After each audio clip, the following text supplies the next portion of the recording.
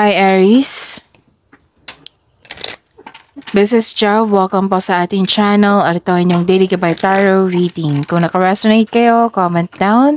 Kung hindi kayo naka-resonate, ibigay niyo po sa iba kasi general reading po ito. This is for you, Aries.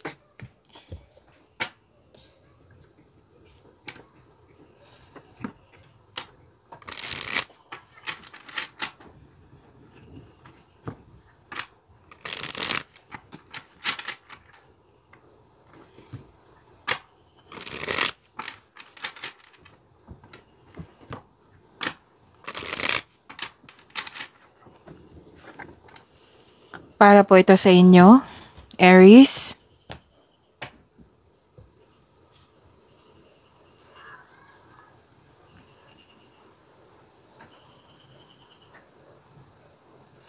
Maraming salamat po sa inyong patuloy na suporta at maraming salamat din po sa mga hindi nag-skip ng ads. Gamitin ang reading na ito bilang gabay lamang sa mga hindi pa nag-subscribe, subscribe na po kayo at click bell notification para malaman nyo na may bago tayong video.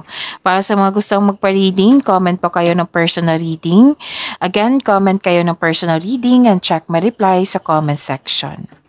Paalala lang po, may ubo po ako ngayon. Oo. So, kailangan ko mag-water therapy para daily yung reading natin. Aries. Tapos, baka may narinig kayong ingay. Kasi may kasama akong bata dito. Pero don't worry kasi binigyan ko siya ng task na mag-color sa kanyang coloring page. Okay, so yun. Pahinto-hinto ako ngayon, slow ako ngayon kasi may ubo po ako at kailangan ko mag-water therapy. So, focus kayo sa mensahe para may makuha kayong gabay at huwag kayong mag-alala kasi focus ako sa reading natin ngayon.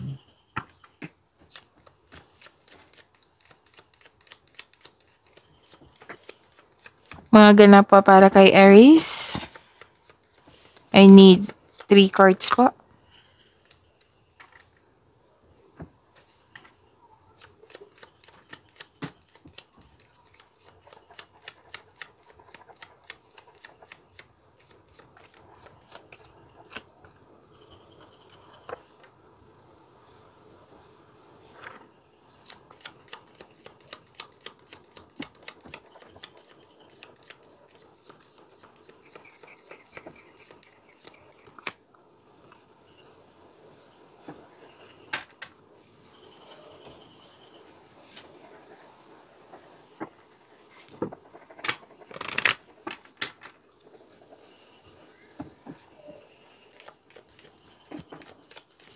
Spirit's Guide.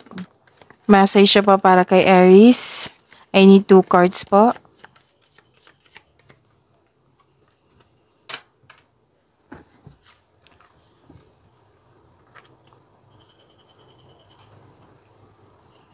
Aries. Makakatanggap kayo ng good news. Change for the better. Paglilipat sa malayong lugar or bibigyan mo na ng aksyon yung matagal mo ng plano. Pwede din nakatanggap kayo ng may nanganak, buntis, kasal, ikakasal.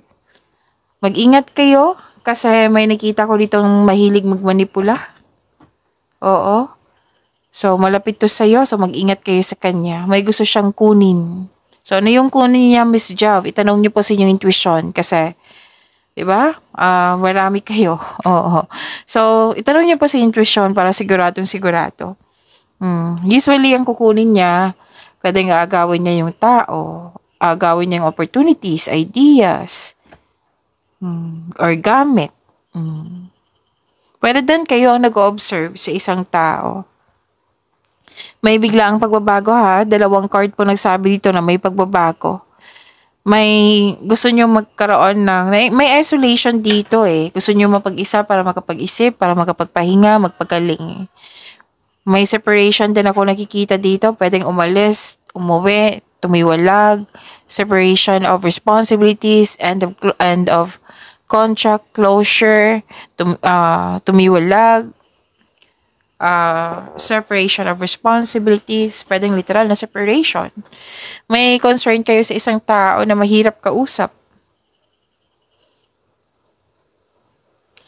At may nasikaso kayo sa malaking building or nakaschedule na. Sabi pa ng card dito, learn to let go. And this is pursue spiritual growth.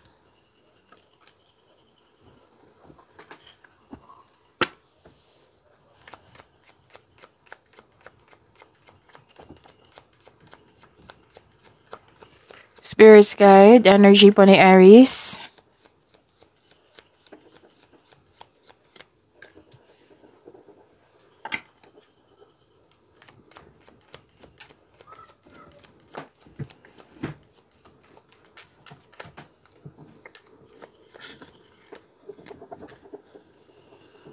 Kung may narinig kayo or may nakita kayong repeating message, meaning to say, pinupush ng cards niyo yan. Like for example, nanood kayo ngayon ng May 28 at May 29 na video reading nyo, Aries. Tapos may napansin kayo na repeating message. Yan po yung pinupush ng cards nyo na kailangan nyo bigyan ng atensyon, solusyon, at aksyon kung maaari po. So, ano yung energy ni Aries?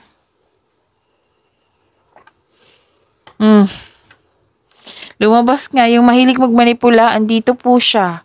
From your oracle cards to your tarot cards. So mag-ingat kayo sa kanya kasi may selos, inggit din. May taong hindi totoo sa iyo. Mag-ingat ha. Oh, itanong niyo po sa inyong tuition para siguradong sigurado. Malalaman mo yan kung sino kasi mahilig mangialam. Magtiwala din sa inyong sarili kasi some of you, nakikita ko dito na wala kang tiwala sa inyong sarili. So you have to reconnect to yourself.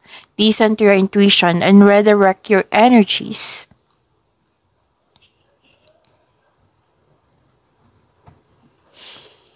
May nakita ko ditong may celebration pero hindi mo pa siya ma-celebrate kasi it might be busy kayo or pagod kayo.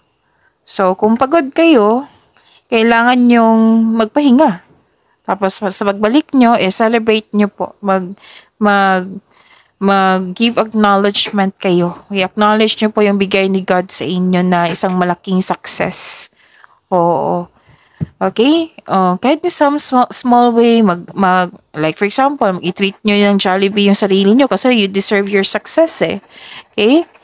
So, this celebration can increase the flow of positive opportunities into your life. So, sabi ng card dito, you deserve to celebrate your success.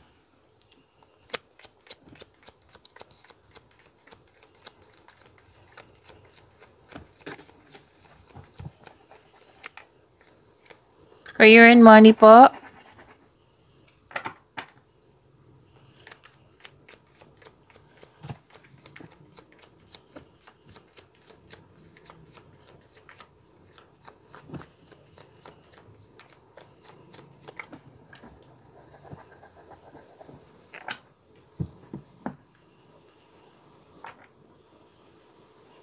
Ganda nito.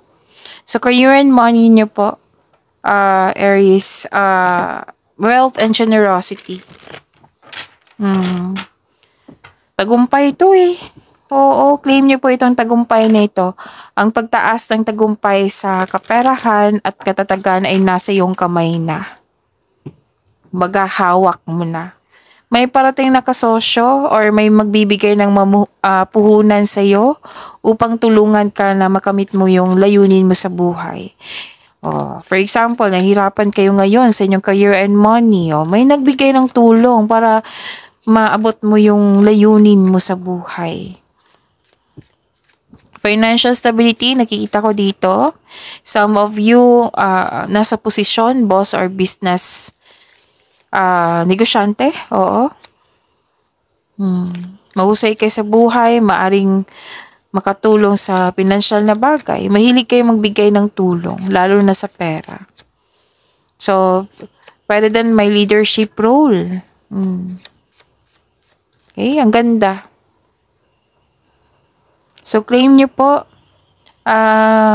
Aries.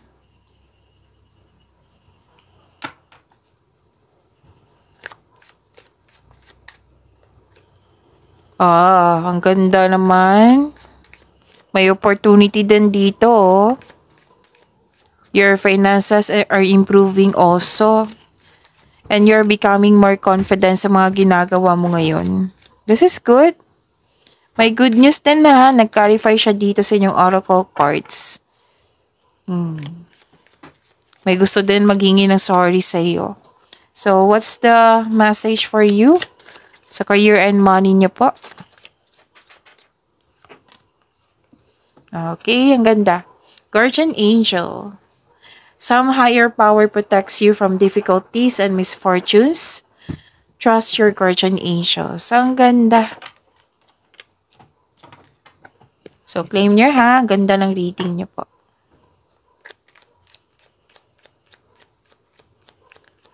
Spirit guide, love life, self-love, partnership, and romance ni Aries.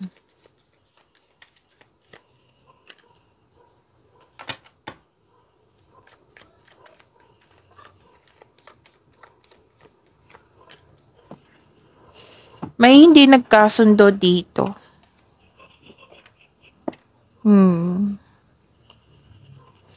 Hindi nagkasundo, pwedeng yung sabi ko kanina na separation, umalis, pwedeng naalala nyo to na nangyari sa nakaraan or pwedeng mangyayari ngayon. Pwedeng tampuhan. Pwedeng naisip mo na na-waste ang time mo sa kanya. Nag-spend ka ng time and effort na akala mo yun na pero hindi pala. At makinig kayo sa inyong intuition ha kasi may sekreto po daw na hindi nyo pa alam. Tinatap kayo ng inyong intuition.